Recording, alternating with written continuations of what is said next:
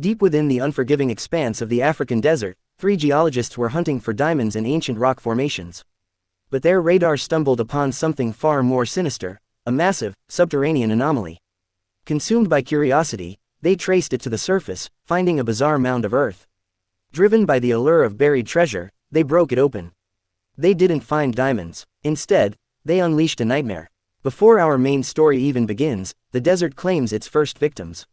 Enter Jack, a brilliant tech geologist who has engineered a specialized radar capable of detecting thermal signatures. When 3 geologists vanish without a trace, Jack is ordered to Africa to find them.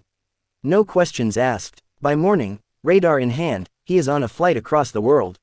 Upon landing in the scorching wasteland, Jack joins a search party at base camp: Carol, Mickey, Kurt, Titus, Magda, and their commander, Jan. Leaving Jan behind to guard the camp, the rest of the crew loads up their off-road vehicles with food, fuel, and firearms, and heads out into the blinding sands. After hours of searching, they find the missing geologist's vehicle. But the men are gone. In their place is a sight that chills them to the bone: 3 pristine, human skeletons.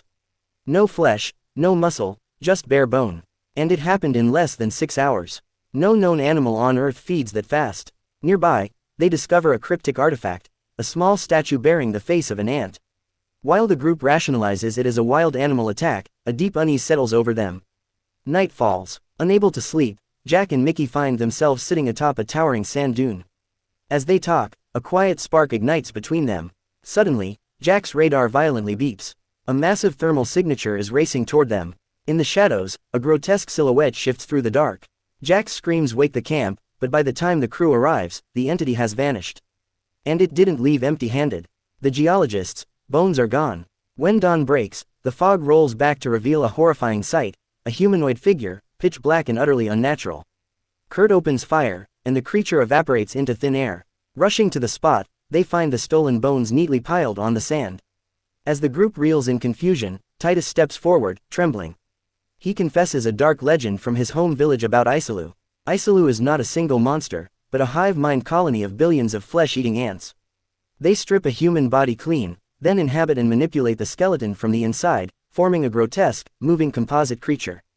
The workers feed the flesh to their queen, using the bones as armor and camouflage. The group mocks his ghost stories, dismissing it as the work of a psychotic killer. But the desert isn't done with them. Suddenly, their vehicle's engine dies. The radio goes completely dead. Stranded in the wasteland, they have no choice but to wait for a random patrol.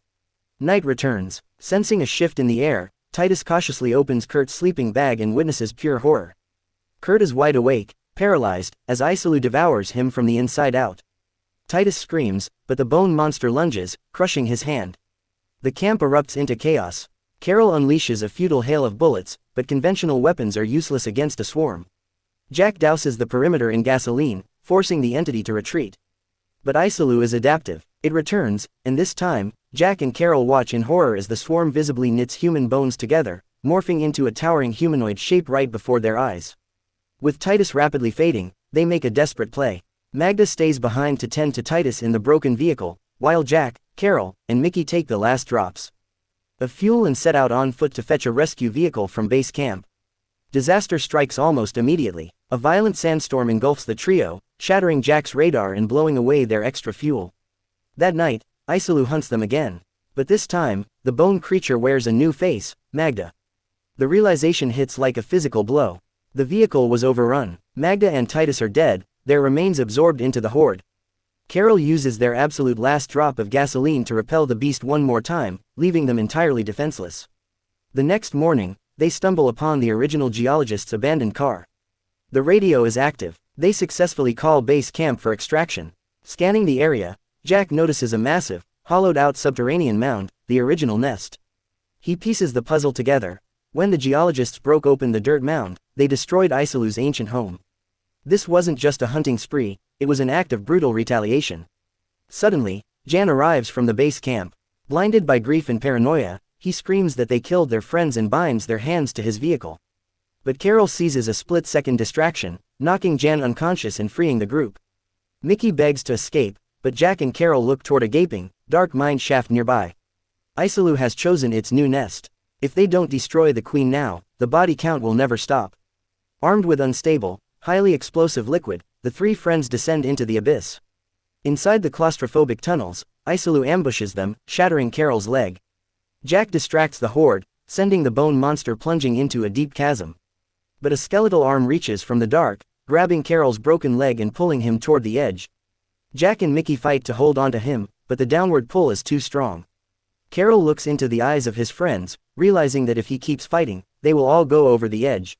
With a final, heroic look, Carol grips the explosive liquid and hurls himself into the abyss with the monster. A deafening explosion rocks the cavern. Carol is gone, but the path is clear. As smoke fills the tunnels, Jack and Mickey are cornered by the true mastermind, the Ant Queen. Thousands of flesh-eating ants surge forward. Mickey screams to kill the queen and end it all. With nothing left but a combat knife and pure adrenaline, Jack lunges forward, driving the blade through the queen. Instantly, the hive mind shatters. One by one, the millions of ants drop dead, and the horrific composite monster collapses into a harmless pile of bones. The mine begins to cave in. Jack and Mickey sprint for the surface, breaking out into the blinding light of day. Outside, they find Jan's lifeless body. Isolu had executed him before entering the mine.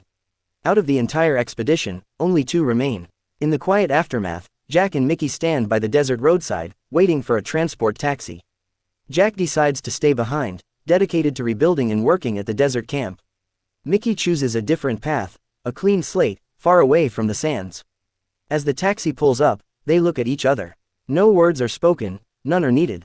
They share a poignant, bittersweet kiss. Mickey steps into the car and drives away into the horizon, leaving Jack alone with the quiet, vast desert. The horror is buried, only life remains.